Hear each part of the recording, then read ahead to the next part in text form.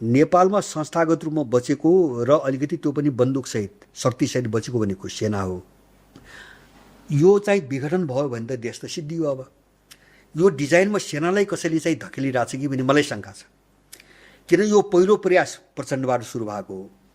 यो नेपाल अहिले जे देख्दैछौँ नि, यो दुर्घटनामा लग्ने कोसिस प्रचण्डको पहिलो कार्यकालमै भएको हो। उनीहरू सुरुमै का आधार हुन्छ भने राज्यको जो चाहिँ सबैभन्दा मूल चाहिँ महत्त्वपूर्ण निकाय हो नि, त्यसमाथि डिभिजन ल्याउने, ब्यारेक के अरे चाहिँ तपाईँको ब्यारेकहरूभित्रै रक्तपात गराउने निर्णय त प्रचण्ड मार्फत गराएको छ। कटवालको जागिर सकिने म्याद 3 महिना पनि छैन, उनले 3 महिना पनि पर्खान सकेन कटवाल काण्ड।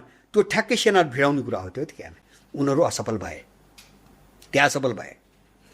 न त पहिलो टार्गेट सेनै हो भन्छु मैले। जस्तो पछाडि जो आए नि अरू विभिन्न साम्प्रदायिक किसिमले खेल्न आए, विभिन्न जाति भाषा धर्मका कुरा, पहिलो टार्गेट सेनै थियो त्यहाँ। किन सेना ढले त गइगयो नि त, सिद्धिगयो नि, सबै सिद्धिगयो नि।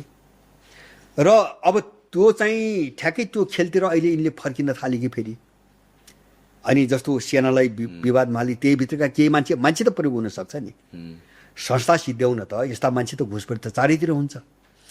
अब कुनै व्यक्ति खेलिरहेछ कि, अथवा कुनै व्यक्ति नखेल्दै पनि त्यो सेनाले प्रयोग गर्ने गोली अन्तबाट प्रयोग गरेर सेनालाई यो विवादमा हालेर चाहिँ भट्काउनु खोजेको छ कि, यो त उनीहरूले प्रष्टीकरण दिनुपर्ने हो। यत्रो चिज आइसकेपछि त बोल्नु त पर्यो नि त।